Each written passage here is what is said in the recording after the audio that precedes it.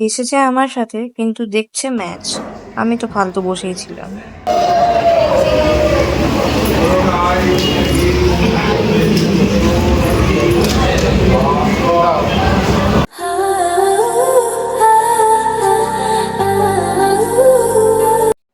শুভ নববর্ষ 1431। নববর্ষে সকাল সকাল উঠে পড়েছি, কারণ কালীবাড়িতে পুজো দিতে যাবে।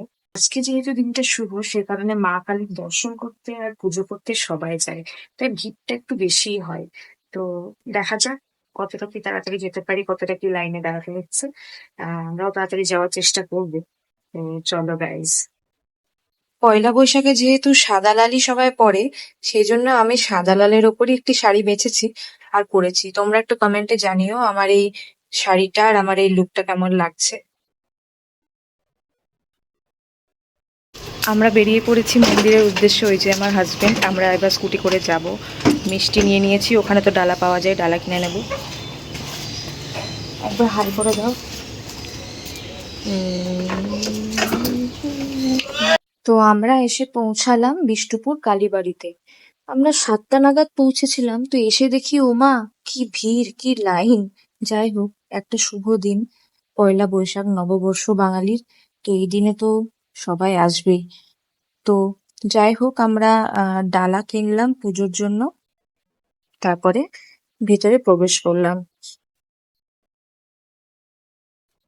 তারপরে আমরা ভেতরে গিয়ে লাইনে দাঁড়ালাম। এই যে আমার হাজবেন্ড ডালা ধরে আছে, ও একটু ঢালা ধরছিল আর আমি একটু ধরছিলাম, অল্টারনেট করে ধরছিলাম, কারণ লাইনে দাঁড়িয়ে থাকতে হয়েছিল না একটুখানি, সেজন্য একজনা পারছিল না। যাই হোক, বেশিক্ষণ লাইনে দাঁড়াতে হয়নি, কারণ অনেকজন করেই তো ভেতরে ঢুকতে দিচ্ছে। তো আমরা ফাইনালি লাইন পেরিয়ে মায়ের দর্শন পেলাম। অঞ্জলিটা আমাদের খুব ভালোভাবেই হয়েছে। সকালটা মোট কথা খুব সুন্দরভাবে, স্নিগ্ধভাবে কাটলো। সবাই তোলে।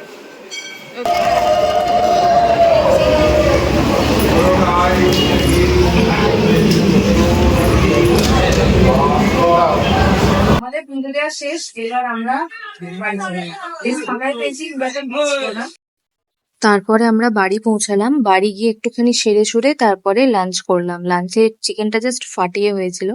নববর্ষের দিনে একটুখানি ভালো মন্দ রান্না ছাড়া দিনটা জমে না। তো যাই হোক, তারপরে আমরা একটু রেস্ট নিয়ে আবার সন্ধ্যাবেলার জন্য রেডি হতে লাগলাম। আমি তো রেডি। সন্ধেবেলায় এখন মানে নববর্ষের সকালটা একরকম কাটানো হলো, কিন্তু নববর্ষের সন্ধেবেলায় কি না বেরোলে হয়, তা আবার নতুন জামা পরে।